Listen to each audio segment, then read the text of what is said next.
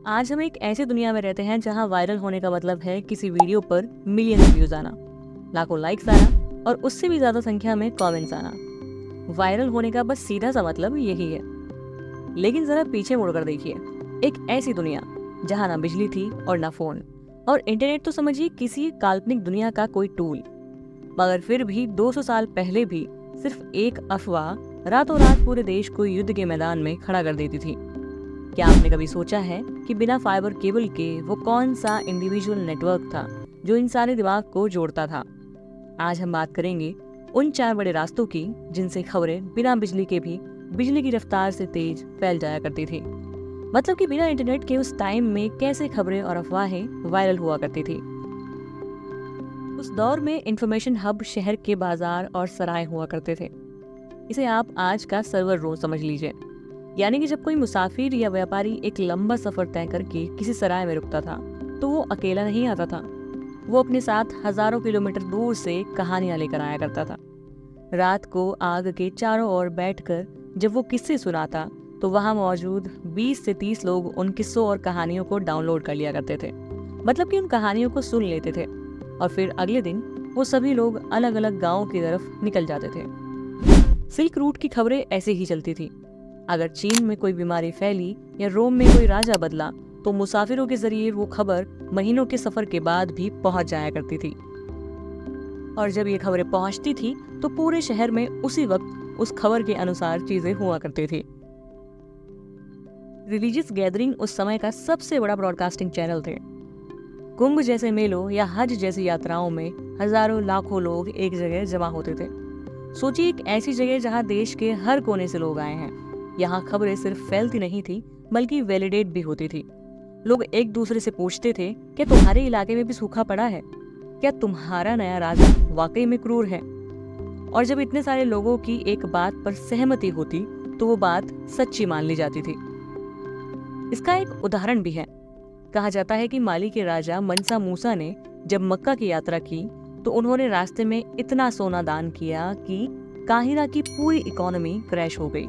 और उस वक्त भी ये खबर इंटरनेट के बिना ही यूरोप से लेकर एशिया तक फैल चुकी थी, क्योंकि इस पूरे किस्से को उस यात्रा में शामिल होने वाले सभी लोगों ने इसे अपनी आंखों से देखा था। और इसीलिए इस किस्से को उस समय पर ही वैलिडेशन भी मिल गया था। अब बात करते हैं उस टाइम की जब सरकारें सख्त होती थी और खबर खुलेआम नहीं सुनाई जा सकती थी। तब लोग कोड वर्ड्स या साइन का इस्तेमाल करते थे। ये उस जमाने का सीक्रेट मैसेजिंग सिस्टम था। इसका सबसे बड़ा और रहस्यमय उदाहरण मिलता है भारत की 1857 की क्रांति में। इसमें हुआ ये करता था कि गांव के चौकीदार एक गांव से दूसरे गांव चपाती यानी कि रोटी पहुंचाया करते थे।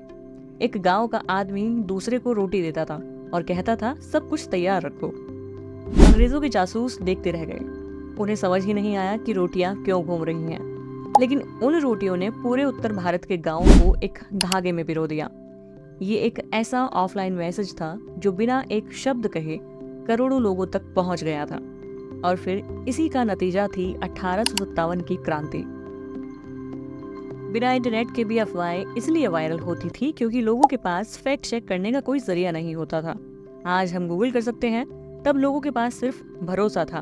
अगर किसी फेमस व्यक्ति ने कह दिया कि पड़ोस के कुएं में जहर है तो कोई इसे चेक करने नहीं जाता था, बल्कि इस बात पर विश्वास कर लेते थे और इस खबर को आगे तक पहुंचाने का काम भी करते थे। इसका एक उदाहरण है पेरिस का ग्रेट कैट मैसेकर। पेरिस में खबर फैली कि अमीरों की बिल्लियां गरीबों के घर में घुसकर खाना खा रही हैं और ये बिल्लियां जासूस हैं। ये खबर इतनी बड़ी बन गई कि पूरे पेरिस के मजदूरों ने हजारों बिल्लियों को मार डाला। ये मास हिस्टीरिया का सबसे खौफनाक रूप था, जहां एक छोटी सी बात ने लोगों की सोच को पागलपन की हद तक पहुंचा दिया था। तो अब सवाल ये है कि क्या वाकई इंटरनेट ने हमें बदला है? और इसका जवाब है कि टेक्निकली तौर पर हाँ, लेकिन मानसिक तौर पर शायद नहीं। पहले खबरें पैदल चलती थी और आज खबरें लाइट की स्पीड से भी ज्यादा तेज चलकर हमारे पास पहुंचती हैं। लेकिन अफवाहों की फितरत वही है। वो तब भी डर और क्रियोसिटी पर चलती थी और आज भी उन्हीं पर टिकी हैं। कल जो काम एक मुसाफिर की कहानी किया करती थी, आज वही काम एक व्हाट्सएप फॉरवर्ड कर रहा है। इतिहास हमें सिखाता है कि खबर चाहे रोटियों से आए या फाइबर केबल से, उसकी ताकत भेजने वालों में नहीं बल्कि यकीन करने वालों में होती है। तो अब आप हमें बताइए कि इनमें से कौन सा ऑफलाइन नेटवर्क आपको सबसे ज़्यादा हैरान करने वाला लगा। क्या आपको लगता है कि पुराने ज़माने की खबरें आज के मुकाबले ज़्यादा सच्ची होती थी? अपने विचार आप हमें कमेंट बॉक्स में ज़रूर बताएं।